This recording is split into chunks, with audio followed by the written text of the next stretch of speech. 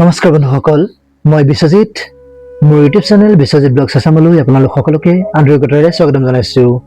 বন্ধুসকল, বৰ্তমান আমাৰ অসমত বানপানীৰ পানী লাহে লাহে কমিবলৈ আৰম্ভ কৰিছে আৰু কিছু কিছু ঠাইত হৈ আছে, তথাপিও যদিও কিছু কিছু ঠাইত কমিছে অলপমান। বহুতে আশ্বস্ত হৈছে যে বিপদ পাৰ হৈছে, কিন্তু আচলতে বিপদ এতিয়াহে আৰম্ভ হৈছে। পানী শুকাই যোৱাৰ পিছত আমাৰ চৌপাশে যি বোকা আৰু লেতেৰা পৰিৱেশ সৃষ্টি হয়, সি হৈ পৰে হাজাৰ হাজাৰ মাৰাত্মক বেক্টেৰিয়া আৰু ভাইৰাছৰ বাসস্থান। এই বাসস্থানৰ পৰা সাৱধান হৈ থাকিব লাগিব। গতিকে এই বানপানীৰ পিছত কোনবোৰ ৰোগে আমাক আটাইতকৈ বেছি আক্ৰমণ কৰিব পাৰে, যদিও বা এতিয়া হয়তো কিছু কিছু ঠাইত বানপানী হৈ আছে, তথাপিও কৈছোঁ যাতে আগলৈকে সতৰ্ক হৈ থাকিব পাৰে যে আটাইতকৈ বেছি কোনবোৰ ৰোগে আমাক আক্ৰমণ কৰিব পাৰে আৰু তাৰ পৰা বাচিবলৈ আমি কি কি সাৱধানতা ল'ব লাগিব। আহক আজি এই বিশেষ ভিডিঅ'টোত আমি তাৰ বিষয়ে সবিশেষ জানিবলৈ চেষ্টা কৰোঁ। বন্ধুসকল, বিশেষজ্ঞসকলৰ মতে বানপানীৰ পিছত ঘাইকৈ দুই ধৰণৰ ৰোগ বেছিকৈ বিয়পি পৰে। প্ৰথম বিধ হ'ল পানীবাহিত, যি পানীত সহায়ত বিয়পে, ৱাটাৰবৰ্ন ডিজিজেছ, আৰু দ্বিতীয় বিধ হ'ল মহ বা পতংগৰ পৰা বিয়পা ৰোগসমূহ, ভেক্টৰবৰ্ন ডিজিজেছ। প্ৰথমতে ডায়েৰিয়া আৰু কলেৰা। বানপানীৰ আটাইতকৈ প্ৰথম প্ৰভাৱ পৰে আমাৰ খোৱা পানীসমূহৰ ওপৰত। আমাৰ দমকল বা কুঁৱাৰ পানী দূষিত হৈ পৰাৰ ফলত ডায়েৰিয়া, কলেৰা আৰু পেটৰ তীব্ৰ অসুখ আৰম্ভ হ'বলৈ ধৰে। তাৰপিছত দ্বিতীয়তে টাইফয়েড আৰু জণ্ডিছ। দূষিত পানী আৰু বাহী খাদ্য গ্ৰহণ কৰাৰ ফলত টাইফয়েড জ্বৰ আৰু হেপাটাইটিছ এ বা ই, যাক আমি সাধাৰণ ভাষাত জণ্ডিছ বুলিও কওঁ, ই হোৱাৰ সম্ভাৱনা বহুগুণে বাঢ়ি যায়। সেইকাৰণেও আমি সাৱধান হৈ থাকিব লাগিব। তৃতীয়তে মেলেৰিয়া, ডেংগু আৰু জাপানীজ এনকেফেলাইটিছ। এই ৰোগো হয়। পানী কমাৰ পিছত বিভিন্ন ঠাইত পানী জমা হৈ থাকে।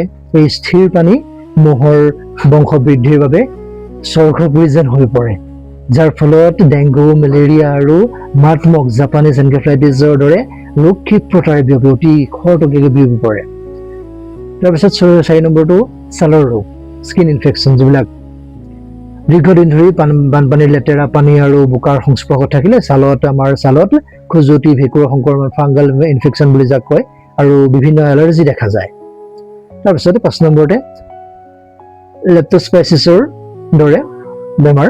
এইবোৰ আপোনাৰ বানপানীৰ পানীত এন্দুৰ বা আন জীৱ জন্তুৰ প্ৰস্ৰাৱ মিহলি হৈ থাকে। যদি আপোনাৰ গাত কিবা কটা চিঙা দাগ থাকে আৰু আপুনি সেই পানীৰ সংস্পৰ্শলৈ আহি যায়, তেন্তে এই মাৰাত্মক বেক্টেৰিয়াজনিত ৰোগ হ'ব পাৰে। বন্ধুসকল, এই ৰোগবোৰ সঁচাকৈ অতি ভয়ংকৰ, কিন্তু যদি আমি অলপমান সচেতন বা আমি সজাগ হৈ থাকোঁ, তেন্তে এই বিপদৰ পৰা আমি নিশ্চিতভাৱে সুৰক্ষিত হৈ থাকিব পাৰিম আৰু আমি নিজৰ আপোনজনকো সুৰক্ষিত কৰি ৰাখিব পাৰিম। আহক জানিবলৈ চেষ্টা কৰোঁ ইয়াৰ সাৱধানতাসমূহ।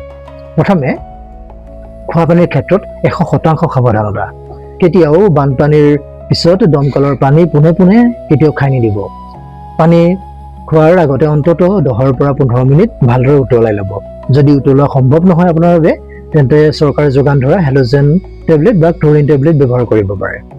তাৰপিছত দ্বিতীয়তে খাদ্যৰ বিশুদ্ধতা। সদায় সতেজ আৰু গৰম খাদ্যহে গ্ৰহণ কৰিব। বাহী খাদ্য বা মাখি পৰা খাদ্য একেবাৰে নাখাব। বাচন বৰ্তন ধোৱাৰ বাবেও পৰিষ্কাৰ পানী ব্যৱহাৰ কৰিব। তৃতীয়তে মহৰ কামোৰৰ পৰা বাচি থাকিবলৈ চেষ্টা কৰক যিমান পাৰে। খোৱাৰ সময়ত দিন হওক বা ৰাতিয়ে হওক, সদায় আঁঠুৱা, মস্কিটো নেট ব্যৱহাৰ কৰিব। আঁঠুৱা ব্যৱহাৰ কৰিব সদায়। ঘৰৰ আশে পাশে পানী জমা হৈ যায় আৰু এই পানী জমা হ'বলৈ নিদিব কেতিয়াও। এই পানীতে মহে কণী পাৰিব। এই জমা হোৱা পানীত কেৰাচিন তেল বা ব্লিচিং পাউডাৰ ছটিয়াই দিব যদি জমা হৈ গৈছে। তাৰপিছত চতুৰ্থতে ব্যক্তিগত পৰিষ্কাৰ পৰিচ্ছন্নতা। আপোনাৰ নিজে কেনেধৰণে পৰিষ্কাৰ হ'ব। খোৱাৰ আগতে আৰু শৌচাগাৰ ব্যৱহাৰ কৰাৰ পিছত চাবোনেৰে ভালদৰে হাত ধোৱাৰ অভ্যাস গঢ়ি তুলিব পাহৰি নাযাব। বোকাময় বা লেতেৰা পানীত খালী ভৰিৰে কেতিয়াও খোজ নাকাঢ়িব। আৰু আপোনাৰ যদি সম্ভৱ হ'লে গামবুট, যি বুট জোতা বুলি কয়, ব্যৱহাৰ কৰিব পাৰে আপুনি। পঞ্চমটো হৈছে মুকলি ঠাইত শৌচ পায়খানা নকৰিব কেতিয়াও। যিমান পাৰে ইয়াৰ পৰা আঁতৰি থাকিব। বানপানীৰ সময়ত বা পিছতে মুকলি ঠাইত শৌচ কৰিলে সংক্ৰমণ বহুগুণে বাঢ়িয়ে যায়। সদায় চাফা শৌচাগাৰ ব্যৱহাৰ কৰিব। বন্ধুসকল, মনত ৰাখিব, প্ৰিভেনশ্যন ইজ বেটাৰ দেন কিয়ৰ। অৰ্থাৎ প্ৰতিকাৰতকৈ প্ৰতিৰোধেই শ্ৰেয়। আমি বেমাৰত পৰাতকৈ আমি তাৰ পৰা আঁতৰি থকাটোৱেই বেছি ভাল কথা হ'ব।